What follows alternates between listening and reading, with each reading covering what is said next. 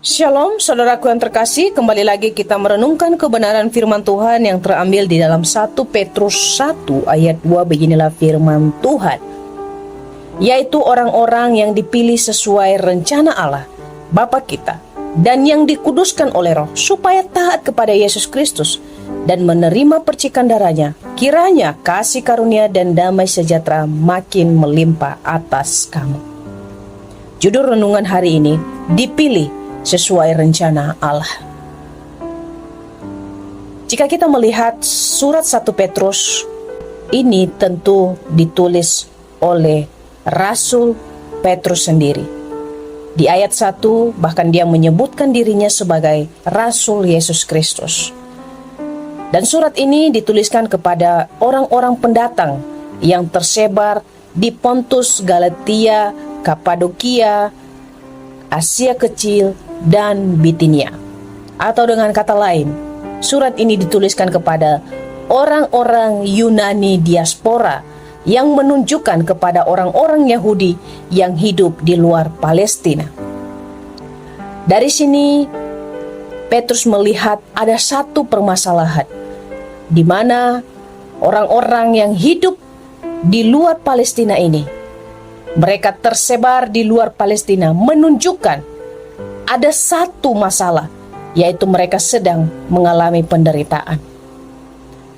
Oleh karena itu, di dalam situasi ini, Petrus kemudian memberikan satu penghiburan kepada jemaat-jemaat ini untuk menguatkan iman mereka, untuk meneguhkan iman mereka, yaitu bahwa mereka dipilih sesuai dengan rencana Allah.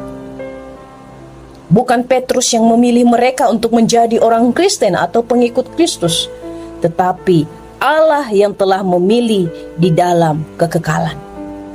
Jikalau kita melihat kehidupan Petrus, Petrus adalah seorang yang berani, seseorang yang hebat, tetapi di dalam perjalanan imannya ia pernah menyangkal Tuhan Yesus, dan kemudian Tuhan memulihkan hidupnya. Tetapi kemudian setelah ia dipulihkan oleh Tuhan, ia memberi hidupnya hanya untuk kemuliaan nama Tuhan. Saudaraku, setiap kita pada hari ini juga saya percaya adalah orang-orang pilihan Tuhan. Kita adalah orang-orang yang telah dipilih sesuai rencana Allah.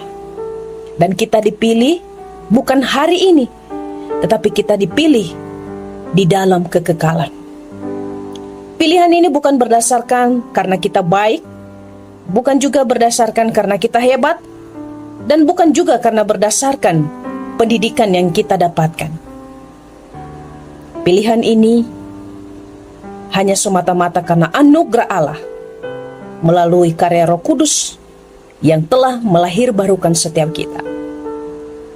Mengapa Allah memilih kita? Tujuannya hanya satu, supaya kita taat kepada Kristus dan kita menerima Dia sebagai Tuhan dan Juru Selamat dalam hidup kita. Petrus berharap agar anugerah yang Tuhan telah berikan dalam hidup kita menjadi satu kekuatan kepada kita. Sekalipun kita masih ada di dalam dunia ini, sekalipun kita masih menderita, sekalipun mungkin kita tidak dianggap, sekalipun mungkin kita dianiaya, sekalipun mungkin kita juga difitnah, tapi Petrus mengingatkan kita dipilih oleh Allah.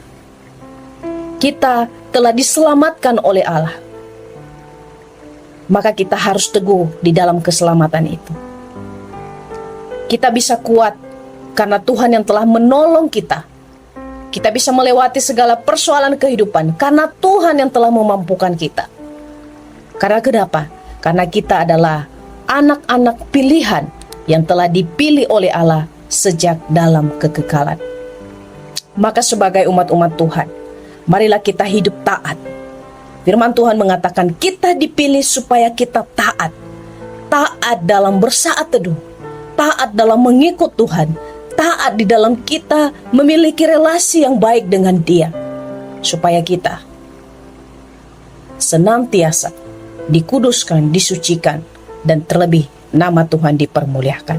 Biarlah renungan ini menjadi kekuatan bagi kita semua. Amin.